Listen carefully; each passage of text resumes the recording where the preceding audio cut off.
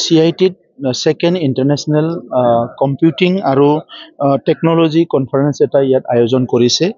মই এই খবৰটো পাই পেলাই খুব আনন্দিত হৈছোঁ আৰু ইয়াৰ পাৰ্ট হ'বলৈ পাই আনন্দিত হৈছোঁ কাৰণ আজিৰ যিটো পৃথিৱীত আছে এই পৃথিৱীটো টেকন'লজিয়ে আমাৰ পৃথিৱীখন টেক অভাৰ কৰিছে।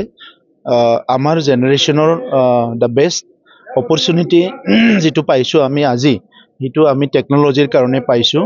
গতিকে এইখিনি সময়ত আমাৰ CITয়ে কোকৰাঝাৰত ইণ্টাৰনেশ্যনেল যিটো কনফাৰেঞ্চ ইয়াত আয়োজন কৰিছে আৰু তাত মেইনলি কম্পিউটাৰ আৰু টেকন'লজিৰ ওপৰত যিটো আলোচনা কৰিছে এইটো খুব ভাল হৈছে।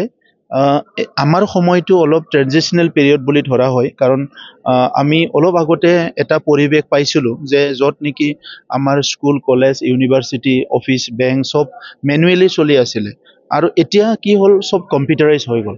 তো এইখিনি সময়ত আমাৰ হোল জেনেৰেশ্যন আজিৰ সময়ৰ ৱৰ্ল্ডৰ জেনেৰেশ্যনে চবে কম্পিউটাৰটো একচেপ্ট কৰিব লাগিব, টেকন'লজিটো একচেপ্ট কৰিব লাগিব।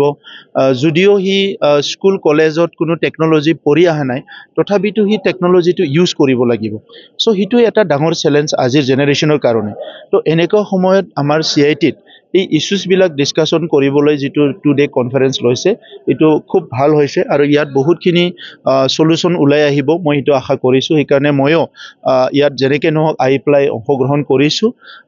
মই আশা কৰোঁ যে এই 2 দিনীয়া কাৰ্যসূচীৰে আমাৰ CITৰ যি ফেকাল্টিজ ইয়াৰ ষ্টুডেণ্টছ ইয়াৰ গোটেই টিচিং লাৰ্ণিং প্ৰচেছ আৰু মানুহবিলাকৰ যিটো আইডিয়া এইটো যথেষ্ট আৰু অপেন হ'ব আৰু বহুতখিনি চিন্তা কৰিবলৈ সুযোগ পাব। গতিকে মই অৰ্গেনাইজিং কমিটিৰ যিসকল আছে মই তেখেতসকলক কংগ্ৰেচুলেট কৰিছোঁ।